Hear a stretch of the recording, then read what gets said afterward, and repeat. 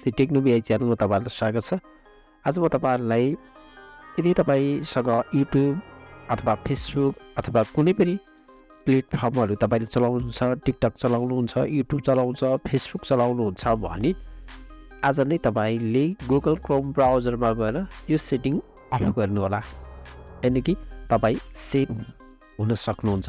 त्यसैले तपाईँले जति सर्च गरेको कुराहरू जस्तै युट्युबमा, फेसबुकमा विभिन्न कुराहरू तपाईँले सर्च गरेको हिस्ट्री त्यहाँ सो गरेको हुन्छ। त्यसैले तपाईँले कसरी अफ गर्ने अथवा सानो कुराले सानो गल्तीले कहिलेकाहीँ हामी समस्यामा पर्न सक्छौँ। त्यसैले म तपाईँहरूलाई एकदमै एउटा टिप्स सेयर गर्नेछु।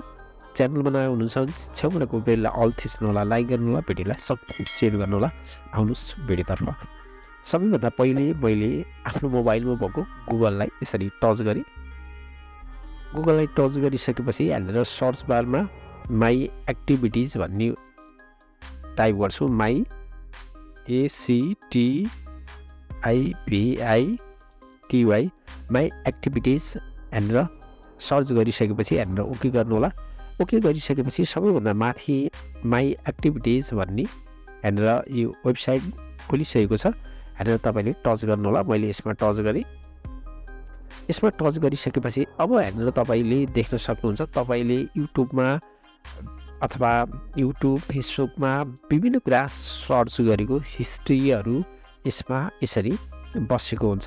अब हामीलाई कहिलेकाहीँ समस्या हुनसक्छ। जस्तै मैले तपाईँहरूले देखाउँछु हामीले कति फेसबुकमा के कुराहरू सर्च गऱ्यौँ अथवा हामीले युट्युबमा, फेसबुकमा, इन्स्टाग्राममा हरेक कुराहरू यहाँनिर आएर बसेको हुन्छ। माई गुगल एक्टिभिटिज भन्नेमा बसेको हुन्छ। त्यसैले गर्दा हामीले यी कुराले पनि कहिलेकाहीँ हामी तनावमा पर्न सक्छौँ। त्यसैले मैले त्यही एकदमै काम लाग्ने टिप्सहरू तपाईँलाई सिकाइरहेको हुन्छु।